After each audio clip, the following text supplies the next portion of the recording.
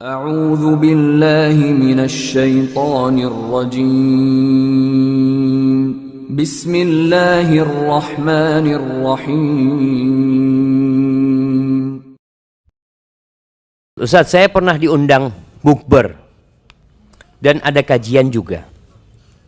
Saya melihat saat buka bersama ada seorang teman dengan sengaja membawa tempat kosong untuk membungkus makanan tersebut. Saya mau memberikan nasihat kalau itu tidak baik, tetapi saya tidak jadi negur, takut tersinggung. Karena bukan saya tuan rumahnya. Bagaimana cara menasihati teman tersebut? Dan hukumnya gimana itu diundang makan tapi sengaja bawa tempat buat bungkus? Saya lihatnya juga malu. Jazakallah khairan. Jamaah, yang pertama kita perlu berhusnudzon dengan saudara kita. Artinya mungkin menurut kita yang dia lakukan itu tidak baik. Tapi bisa jadi ternyata memang dia membawa bungkus itu karena hendak diberikan kepada fakir miskin yang ada di rumah dia. Karena dia tahu makanan ini nggak akan habis. Yang kedua, mungkin juga dia sudah ngomong sama tuan rumahnya. Ini yang kita nggak tahu. Maka usahakan kita husnudzon sama saudara kita. Carilah alasan. Ini yang menyebabkan hidup jadi indah, jemaah. Kalau kita melihat saudara kita seakan-akan dia melakukan kesalahan menurut kita, coba cari alasan. Oh, mungkin dia melakukan itu karena satu hal atau dua hal yang lain. Sampai ada kisah bagaimana seorang siswi ya di daerah Yaman itu, ketika dia nggak mau tasnya itu dibuka ya, tas di sekolah itu dia nggak mau buka. Padahal ada razia dibuka tas itu, dia nggak mau dibuka. Semua pada suudzon, ada apa di tasnya siswi ini. Akhirnya dibawa ke kantor ya sama kepala sekolah. Ternyata dalam tasnya itu ada potongan roti-roti yang dia kumpulin untuk dibawa buat keluarganya, jemaah. Artinya kita perlu husnudzon sama saudara kita. Tapi kalau kita lihat memang ternyata dia melakukan itu sebagai bentuk kerakusan ya, itu juga kita nggak tahu lah. Biarkanlah orang itu, dan ada tuan rumahnya yang mungkin kalau memang dia nggak izin, mungkin tuan rumahnya yang akan menegurnya. Kita kadang-kadang merasa malu kan mengukur orang itu dengan diri kita. Makanya tatkala kita bergaul sama orang, jangan menempatkan orang itu di diri kita. Tapi kita memahami orang itu dengan karakternya dia, dengan kebiasaan dia. Kalau kita biasa tersinggung umpamanya, akhirnya semua omongan orang itu kita masukkan ke hati kita, padahal dia mungkin bergurau atau gimana. Hadza wallahu a'lam bissawab. Masya Allah. Sehubungan dengan perbedaan jumlah hari antara haji reguler dan plus, manakah yang lebih sesuai dengan sunnah? Seberapa besarkah usaha yang kita lakukan untuk berhaji? Apakah sampai dengan menjual rumah? Jazakumullahu khairan. Baik, berkaitan dengan haji jamaah ya. Yang sesuai dengan sunnah itu bukan yang plus atau bukan yang reguler. Karena kalau plus dan reguler ini hanya berbicara tentang pelayanan, fasilitas yang diberikan. Yang reguler itu berapa hari sekarang? 40 hari kira-kira ya. 40 hari. Yang plus pun beragam. Ada yang 27 hari, ada yang 20 hari. Ada yang 7 hari. Hanya berhaji kemudian pulang. Sampai ada seorang kawan itu masya Allah, dia maksa anak untuk berangkat haji. Ayo Ustaz berangkat sama anak. Ustaz haji habis haji pulang. Nggak, pokoknya haji. Ustaz berangkat kata dia tanggal berapa? Tanggal 7 atau tanggal 6 lah kita berangkat kata dia. 6 Dzulhijjah. 6 Dzulhijjah, 6, 7, 8, 9, 10, 11, 12. Itu sudah selesai hajinya. Nafar awal 7 hari selesai, mau pulang. Nggak apa-apa. Jadi kalau bicara sesuai dengan sunnah yang mana, ya dalam pelaksanaan manasiknya yang sesuai dengan sunnah, tidak ada kaitannya dengan reguler sama plus. Hanya saja yang reguler ini biasanya bimbingan agamanya kurang, karena satu kloter satu ustadz. Satu kloter itu kadang-kala 400 orang jemaah. Satu ustadz. Kemudian nanti dibagi lagi jadi rombongan. Satu rombongan 45 orang biasanya. Nanti dibagi lagi jadi regu. Tapi nggak ada ustadznya. Semua baru pertama berangkat haji. Jadi kalau berangkat plus biasanya ada pembimbingnya. Tapi juga travel plus ini macam-macam. Ada yang ngikutin sunnah, ada travel yang ingin memberikan kemudahan kepada jemaahnya. Oh, pokoknya sudah nggak usah kemana-mana, sudah nggak usah nginep di mana, di Muzdalifah, di Mina pun nggak usah nginep, bayar. Betul, bisa bayar. Jadi orang itu dibikin sudah lah. Orang punya fulus, buat apa? Antum fulusnya mau dikemanakan? Udah buat beli kambing nanti sodakohkan gitu. Masya Allah. Akhirnya hajinya memang ya kurang sempurna gitu loh. Maka hendaklah mempelajari. Kalau bicara seperti apa orang itu wajib berusaha untuk haji. Allah Azza wa Jalla mengatakan, "Walillahi 'alan nas hajjul baiti man istata'a ilaihi sabila." Masya Allah, makanan udah datang nih. Nah, Allah itu memiliki sebuah kewajiban atas hamba-hambanya untuk berangkat berhaji. Siapa yang wajib berangkat haji? Yang mampu. Mampu itu seperti apa? Di sini terjadi perbedaan pendapat di antara ulama ketika berbicara kemampuan. Sebagian berpendapat az-zadu war-rahilah, itu kebanyakan ulama berpendapat mampu itu adalah memiliki bekal dan memiliki kendaraan. Memiliki bekal dan memiliki kendaraan, berarti dia mampu. Maka kalau sudah punya kendaraan sekarang itu mungkin bisa untuk bayar pesawat, untuk bayar reguler lah. Reguler berapa? Yang reguler 40 juta. Oke, 40 juta berarti dikatakan mampu dia, karena dia bisa untuk bekal dan kendaraan. Kalau nggak punya itu berarti dia belum mampu. Kalau bicara rumah ini macam-macam ya. Ada orang rumahnya harganya 2 miliar. Dia bisa beli rumah harga 1 miliar. Berarti dia sudah mampu gitu loh. Tapi kadang-kala kan dia sayang gitu loh. Nanti anak nunggu harganya 4 miliar. Antum nggak berangkat haji, belum mampu anak. Belum mampu gimana? Jadi ya anak nggak punya buat bayar. Betul. Tapi kan punya kemampuan sejatinya. Dengan menjual rumah itu, tapi nggak boleh menjual rumah kemudian nggak punya rumah gitu loh jamaah. Enggak. Jadi usahakan tetap punya tempat tinggal. Mobil umpamanya. Alhamdulillah orang punya mobil harga 300 juta, belum berangkat haji. Padahal dia bisa beli mobil harga 100 juta, 150 juta dan duitnya itu bisa untuk berangkat haji. Dan ingat, kita akan dihisap sama Allah Azza wa Jal, dan Allah akan tahu kita mampu apa tidak. Ada yang pura-pura tidak mampu. Sebagian orang itu mampu tapi imannya belum mampu. Dia takut berangkat haji. Karena aduh, kalau haji kan nggak boleh berbuat dosa lagi Ustaz. Oh, cuma subhanallah. Berarti sekarang belum haji boleh berbuat dosa gitu. Itu ada. Nah, barakallahu fikum.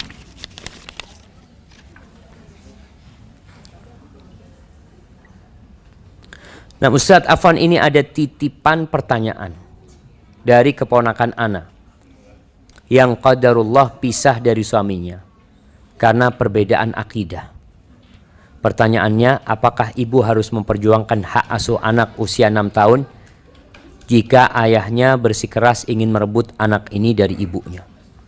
Siapakah yang bertanggung jawab terhadap pendidikan anak jika orang tuanya bercerai? Apakah ibu atau ayahnya? Sedangkan undang-undang mengatur anak diasuh ibu jika belum mumayyiz. Betul. Jadi memang secara hukum agama, selama belum mumayyiz anak itu jadi haknya ibu. Selama ibunya belum menikah juga, itu jadi haknya ibu. Hak ibu mengasuh, tapi pembiayaan semuanya kewajiban ayahnya sampai kapanpun. Anda perlu ingatkan kembali bahwasanya kewajiban seorang ayah kepada anaknya dalam kondisi menikah atau bercerai itu tidak berubah. Ingat, kewajiban seorang ayah kepada anaknya dalam kondisi dia bercerai atau masih menikah sama istrinya tidak ada yang berubah. Tetap semua kewajiban ditanggung oleh ayahnya. Sehingga sejatinya janda bawa anak itu tidak susah hidupnya. Kalau dia janda cerai. Karena kewajiban memberikan nafkah, kewajiban bapaknya full, bukan kewajiban ibunya. Tapi karena banyak suami-suami yang tidak tanggung jawab, hati-hati ya para lelaki. Akan ada persidangan di hari kiamat itu. Jangan sampai yang menjadi lawanmu di persidangan itu anakmu dan istrimu. Anak datang, nih bapak gak pernah kasih makan aku. Gak pernah. Karena ada lelaki yang menikah kemudian dia tidak peduli sama anaknya lagi. Kalau sekarang ibu ini, apa yang harus dia lakukan? Memang haknya dia. Sebelum dia mumayyiz, sebelum dia bisa memilih, maka itu jadi hak ibunya membesarkan anaknya. Kalau bicara memperjuangkan, silahkan kalau bisa diperjuangkan. Tapi kalau melihat kondisinya tidak memungkinkan, ya sudah, terimalah kondisi yang ada dengan memohon kepada Allah agar memberikan hidayah kepada bapaknya. Tapi kalau bisa berjuang, diperjuangkan. Perjuangkan karena apalagi dikatakan karena beda akidah ya. Allahu Akbar. Ini mengingatkan kita buat yang belum menikah, jangan sembarangan menikah. Hendaklah benar-benar memilih. Orang aja mau beli mobil aja, wah dia itu buka apa? Buka katalog, dilihat, dicari ini itu macam-macam. Tanya sama sohibnya, ini kekurangannya apa, ini itu. Masa cari bini ketemu di jalan langsung nikah?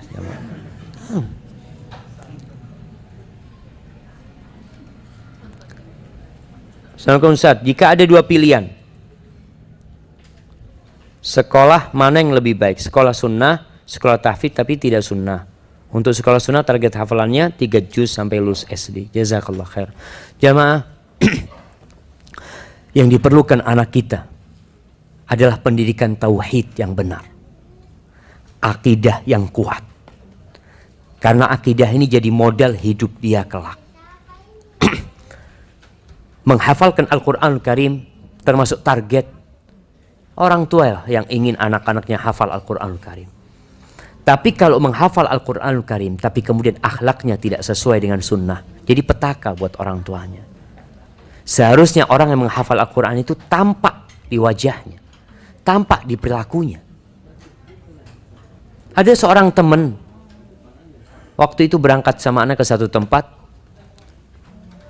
Ada fulan hafal Quran. Dia ngata, Ustaz, fulan ini hafal Quran Ustaz. Iya banget.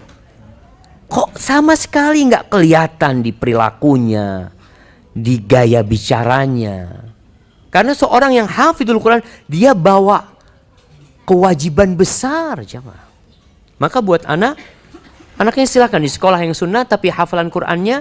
Kalau di sekolah dapat 3 juz lulus, maka carikan guru lain yang bisa mengajarkan kepada dia sampai lulus dia 30 juz. Atau paling tidak ya 15 juz, kemudian nanti dilanjutkan ketika SMP-nya ya, seperti itu. Hadza wallahu a'lam bishawab. Ustadz, saya tarawih sendiri 4-4-3. Apakah ada contohnya dari Nabi SAW? Berkaitan dengan sholat tarawih ini jamaah. Yang pertama masalah jumlah sholat tarawih. Memang ada dua pendapat. Apakah sholat tarawih itu terbatas bilangannya atau tidak terbatas bilangannya?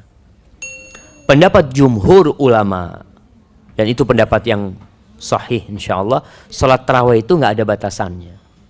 Sehingga yang mau sholat 11 rakaat, yang mau 11 21 rakaat, yang mau sholat 37 rakaat, Masya Allah. Ahlan wa sahlan, Masya Allah. Ahlan, Masya Allah Bapak. Gimana kabarnya Pak? Alhamdulillah. Afwan nih, kita duduk di atas nih Pak. Jadi sholat tarawih itu secara jumlah tidak ada batasannya. Rasulullah SAW memang sholat 11 rakaat. Tapi Nabi SAW ketika ditanya tentang sholat tarawih, Nabi menjelaskan sholatul lail, Masya Allah, mathna, sholat malam itu 2-2. Ini juga untuk menjawab pertanyaan yang 4-4-3. Sholat malam itu 2-2. Fa idza khasyital fajr fa'utir biwahidah. Kalau engkau takut subuh, maka tutup dengan witir 1 rakaat. Sehingga kalau kita sholat, umpamanya, ana sholat alhamdulillah Ustaz 40 rakaat, umpamanya. Silahkan. Wallahi jamaah, nggak apa-apa. Ana sholat 11 rakaat Ustaz, 6, silahkan. Intinya yang dibicarakan itu bukan jumlah, tapi kualitas sholat kita. Rasulullah SAW sholat 1 rakaat jamaah. Itu yang dibaca Al-Baqarah, An-Nisa, Ali Imran. 5 juz lebih. 1 rakaat. Beliau 11 rakaat. Tapi 1 rakaatnya seperti itu. Masya Allah. Dan ada di Indonesia ini ada yang sholat malam itu 4 juz. Di mana jemaah? Di Sukamiskin. Jangan nunggu masuk penjara Sukamiskin baru 4 juz. Ana sampai ke Sukamiskin, itu diceritakan. Ustaz kita sholat tahajud saat ini yang malam itu Ustaz 4 juz Ustaz. Dan Masya Allah nggak ada yang tidur Ustaz. Masya Allah semangat untuk mencari Lailatul Qadar. Artinya silahkan. Masalah jumlah. Masalah bagaimana. Memang Aisyah radhiyallahu ta'ala anha pernah menceritakan sholat Nabi Muhammad SAW. Nabi sholat arba'an, 4 rakaat. Jangan tanya tentang indahnya sholat Nabi Muhammad SAW dan panjangnya sholat Nabi Muhammad SAW. Jadi terkumpul dalam sholat Nabi itu panjang dan indah. Thumma shalla arba'an. Kemudian beliau sholat 4 rakaat. Jangan tanya tentang panjangnya dan keindahan sholat Nabi SAW. Thumma shalla thalathan. Lalu Nabi SAW sholat 3 rakaat. Inilah yang dijadikan pegangan oleh para ulama tentang sholat tahajud itu, sholat tarawih 4-4-3. Tapi Aisyah radhiyallahu ta'ala anha di hadis yang lainnya, hadis riwayat Ahmad dan Ibnu Majah menceritakan bahwa Nabi SAW itu tidak pernah menambah sholatnya dari 11 rakaat. Beliau sholatnya masna-masna, 2-2. Maka hadis ini kalau digabungkan dengan yang 4-4 itu, para ulama berusaha untuk menggabungkan. Yang 4 itu sebenarnya 2 langsung 2. Beliau baru istirahat di rakaat keempat. Jadi 2 rakaat, Assalamualaikum, kemudian beliau langsung berdiri. 2 rakaat jadi 4, baru beliau istirahat. Tapi memang sebenarnya mengatakan pendapat yang lebih kuat tetap 2-2. Tapi kalau ada yang mengatakan 4-4-3, mereka ada sandarannya dan diperbolehkan sebenarnya. Tapi tetap yang afdal 2 untuk sholat malam. Hadza wallahu a'lam bishawab. Yang kedua, Ustaz menghadapi kecurangan di negeri ini. Haruskah saya melawan? Karena saya takut Islam akan dimusnahkan. Naam, jamaah rahimakumullah. Di masa fitnah, ada masa fitnah. Rasul sallallahu alaihi wasallam mengatakan, dalam kondisi fitnah itu orang yang berdiri lebih baik daripada yang berlari. Orang yang duduk lebih baik daripada yang berdiri. Jadi dalam kondisi kecurangan ini silahkan ditempuh jalan yang memang sesuai. Yang tidak menimbulkan mudarat. Tetap seorang mukmin itu ketika haknya diambil, dia harus berjuang. Tapi jangan sampai perjuangan itu menimbulkan mudarat yang lebih besar. Itu menjadi kaidah. Bagaimana memperjuangkan hak kita tanpa menimbulkan mudarat yang lebih besar. Maka kembali kepada cara-cara yang seharusnya ditempuh oleh seorang muslim. Dalam kondisi sekarang ini kondisi fitnah, jemaah. Maka yang bahkan para ustadz mengatakan lebih memilih untuk berdiam dalam kondisi fitnah. Karena kita nggak tahu apa sebenarnya yang terjadi. Apa yang sebenarnya terjadi? Wallahu a'lam bishawab. Bisa jadi yang kita benci ternyata itu baik buat kita. Dan bisa jadi yang kita sukai ternyata itu buruk buat kita. Wallahu ya'lamu wa antum la ta'lamun. Allah tahu dan kalian nggak tahu apa-apa. Maka nasihat Anda buat Anda sendiri dan buat antum yang ada di sini. Tolong antum jadi orang baik. Tolong kita berusaha untuk jadi orang baik. Supaya Allah kasih buat kita pemimpin yang baik. Kalau kita jadi orang baik dan banyak berdoa, Allah itu melihat, jemaah. Allah untuk menghancurkan orang zalim itu. Allah bisa cabut nyawa orang-orang zalim itu satu persatu, jemaah. Antum tinggal sebut namanya fulan, ya Allah cabut nyawa mereka. Allah bisa cabut nyawa mereka. Tapi pertanyaannya, pernahkah kita berdoa minta supaya dicabut nyawa orang-orang zalim tersebut? Berdoa, minta sama Allah di sepertiga malam akhir. Kita tahu ini kayaknya dalang kezaliman ini fulan, ya Allah, minta sama Allah Azza wa Jalla. Jangan cerita sama fulan, ngomong sama fulan nggak bisa berbuat apa-apa. Kita kadang-kala nggak berdoa. Rasul sallallahu alaihi wasallam pada waktu kondisi disakitin beliau, dizalimin beliau. Ketika itu beliau di depan Ka'bah. Memang beliau nggak bisa melawan pada waktu itu karena tidak punya kekuatan. Ketika diletakkan ari-ari onteng penuh dengan darah dan kotoran di pundak Nabi SAW, sahabat Nabi satu pun tidak ada yang bisa membantu Rasulullah SAW. Ketika itu datang Fatimah binti Muhammadin sallallahu alaihi wasallam, didorong sama Fatimah, dicaci maki tuh orang-orang karena pantas mendapatkan cacian tersebut. Akhirnya Rasul SAW ketika bangkit beliau berdoa mengatakan, Allahumma alaika bi Abi Jahal, Allahumma alaika bi Utbah, Allahumma alaika bi Syaibah, Allahumma alaika bi Uqbah bin Abi Mu'ayth. Disebutkan satu persatu namanya itu. Ada 7 orang itu. Semuanya tewas di perang Badar. Itu yang bisa dilakukan. Sebutkan nama orang-orang zalim itu, jemaah. Boleh. Jadi kondisinya begini. Nah, ini pertanyaan jelas ini. Boleh apa enggak? Ada 2 kondisi. Rasulullah sallallahu alaihi wasallam terhadap orang-orang yang masih bisa diharapkan kebaikannya, beliau mendoakan kebaikan. Kelihatan nih, oh kayaknya ini masih bisa diajak baik. Maka Nabi SAW berusaha untuk mendoakan dia. Seperti doanya buat Umar bin Khattab. Karena dilihat Umar ini masih ada baiknya. Bahkan ketika itu Nabi SAW berdoa untuk 2 orang. Amr bin Hisham, yaitu Abu Jahal, atau Umar bin Khattab. Allahumma aizzal Islam bi ahabbir rajulaini ilaik. Ya Allah, muliakan agama Islam ini dengan satu dari 2 orang yang lebih engkau cintai.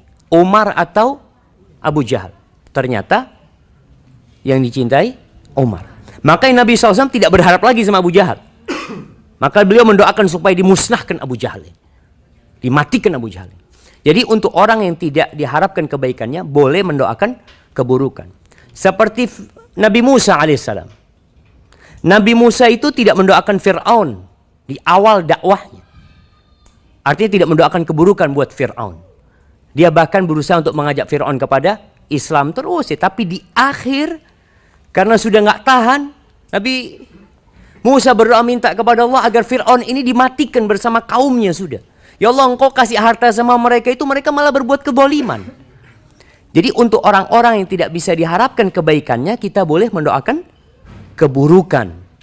Allah mengatakan, la yuhibbullahul jahra bis-su'i minal qawli illa man zulim. Allah itu tidak menyukai doa-doa buruk, ya, ungkapan-ucapan keburukan, kecuali orang yang dizalimi. Makanya doanya orang yang dizalimi itu mustajab. Mustajab.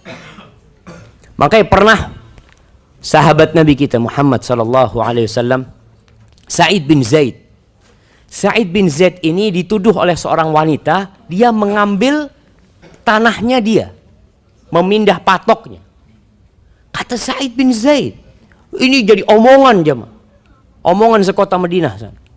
Sa'id bin Zaid mengatakan, aku berani ngambil haknya orang setelah aku mendengar Rasul sallallahu alaihi wasallam, barang siapa yang mengambil shibron, 1 jengkal hartanya orang, tuwiqahu min sab'i aradin yaumil qiyamah.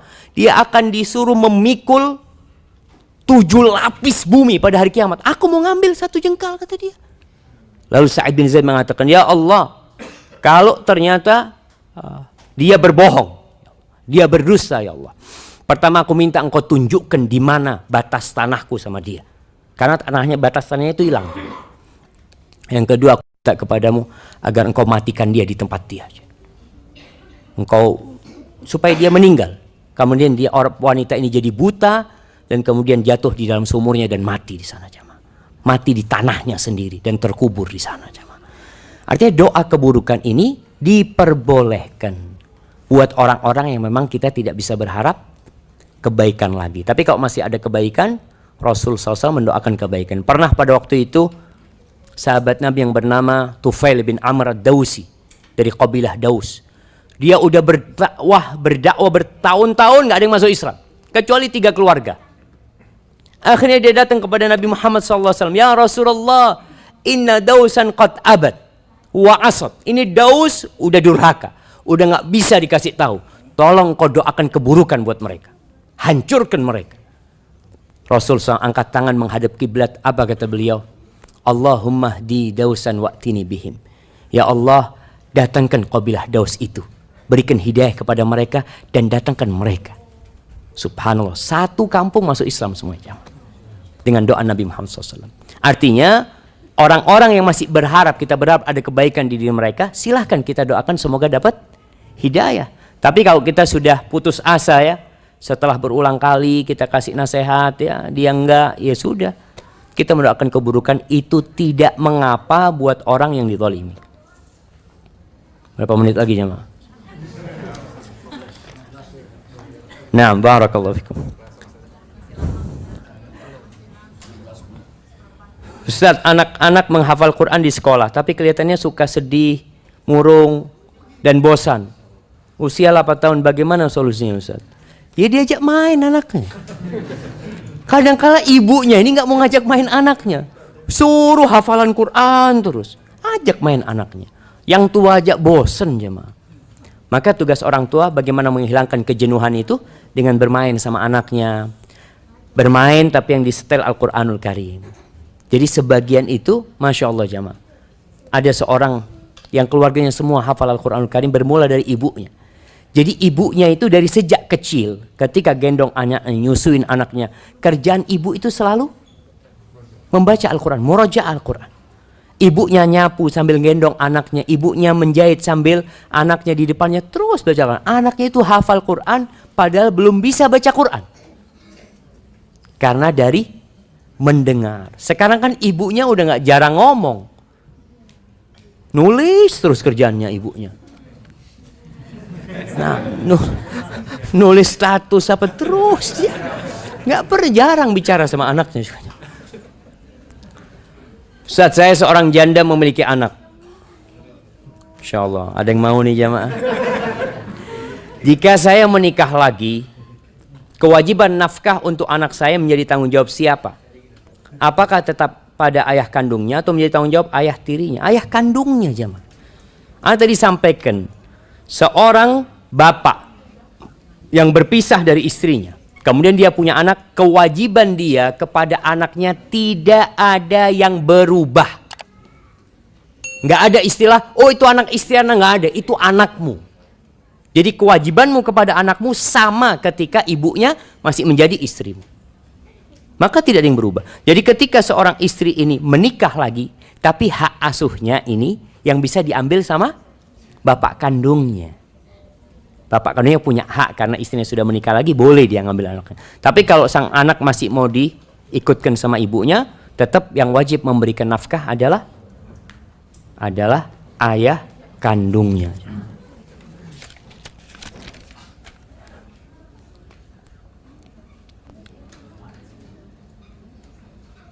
Nah, Masya Allah, ini berat nih jemaah. Ini urusan, ini kayaknya pernah ditanyakan. Suami Ana adalah seorang dokter kandungan. Suami teman Ana. Bahaya dokter kandungan. Maka yang Ana sampaikan ke beberapa dokter kandungan, usahakan dia tidak menangani kecuali kondisi darurat. Kalau nggak darurat, dia akan punya bidan-bidan yang senior, yang apa, tangannya semua. Masya Allah jemaah. Hanya saja ada perempuan-perempuan itu yang kurang srek kalau nggak sama dokternya. Ini perempuannya yang masalah. Nah, perempuannya yang masalah. Enggak, suami yang harus enggak boleh. Kecuali darurat sama dokter silahkan. Karena ini urusan melihat aurat besar jemaah. Ana punya anak yang ke-6 itu, kita nggak pernah ke dokter, ke bidan terus. Sampai akhirnya istri Ana suatu saat ngomong, "Bang, aku kepingin ke dokter. Ada dokter kok, dokter perempuan," kata dia. "Yuk berangkat." Ana ngomong. Sampai ke dokter perempuan, umur 7 bulan nih. Kata dokter perempuan itu, istri Ana sudah keringat dingin ya. Dia telepon, "Bang, ini anaknya harus dikeluarkan malam ini. Karena anaknya itu terlilit," katanya. "Dan detak jantungnya melemah." Akhirnya Ana datang, Ana masuk jumpain dokter yang perempuan tuh, hati Ana kok nggak enak lihat dokter ini. Ana nggak apa-apa. Dokter jelaskan macam-macam, Ana ngomong iya dok, iya. Ana bawa berkasnya. Katanya suruh rujuk ke rumah sakit umum untuk dioperasi. Anaknya dikeluarkan umur 7 bulan. Akhirnya terpaksa kita cari dokter yang senior. Adanya dokter laki yang senior. Akhirnya periksa sama dokter. Siapa yang bilang suruh keluarin Ustaz? Nggak ada, nggak apa-apa ini kata dia. Cuma butuh bed rest kata dia.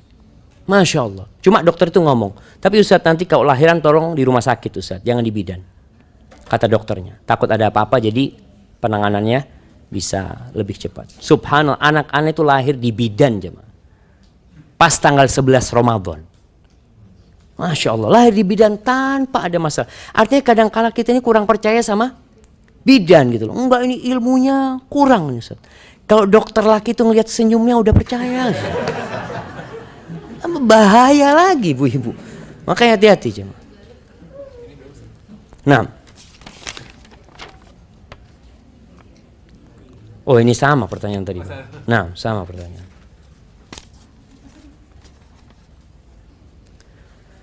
Apa batasan menahan rasa lapar, mempertahankan puasa dengan mendolimi diri sendiri?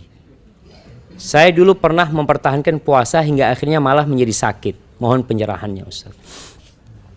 Jamaah, dari satu orang ke orang lainnya berbeda-beda. Makanya disunahkan kita untuk sahur.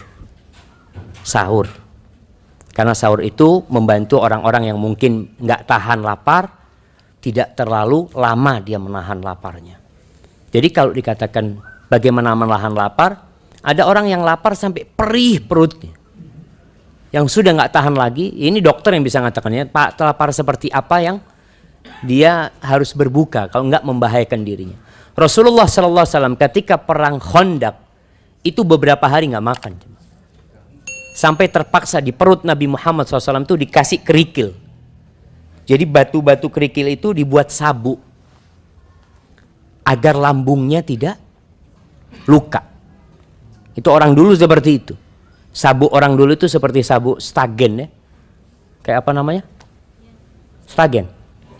Kayak korset gitu ya. Yang seperti itu ternyata memang kuat untuk menahan lapar. Jadi wallahu a'lam, Anda nggak tahu apa karena lambungnya tertekan dengan batu tersebut sehingga tidak itu bisa menahan seperti itu. Maka kalau dikatakan bagaimana sampai pokoknya jangan sampai sakit lah. Jangan sampai sakit. Gimana Ustaz? Ana taunya setelah sakit gitu loh. Wallah. Baik, jemaah ini pertanyaan terakhir mungkin. Nah, pertanyaan terakhir. 10 menit lagi masih. Bolehkah kita mulai puasa sunnah di tanggal 2 dan 3 Syawal? Boleh.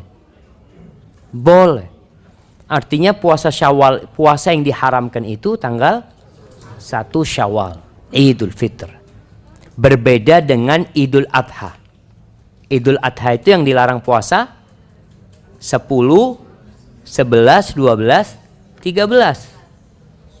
Idul Adha sama ayam tasyrik. Tapi kalau Idul Fitri cukup. Dan memang jamaah, ketika kita tanggal 2 itu langsung puasa, itu lebih ringan. Karena sedang terbiasa perut kita dengan puasa. Puasa Syawal tidak harus bersambung, nggak harus. Dan kalian bicara puasa Syawal ini, boleh puasa Syawal itu di bulan Syawal, umpamanya 3 hari, kemudian 3 hari lagi atau 1, nanti pekan depan 2, terserah, nggak harus berurutan.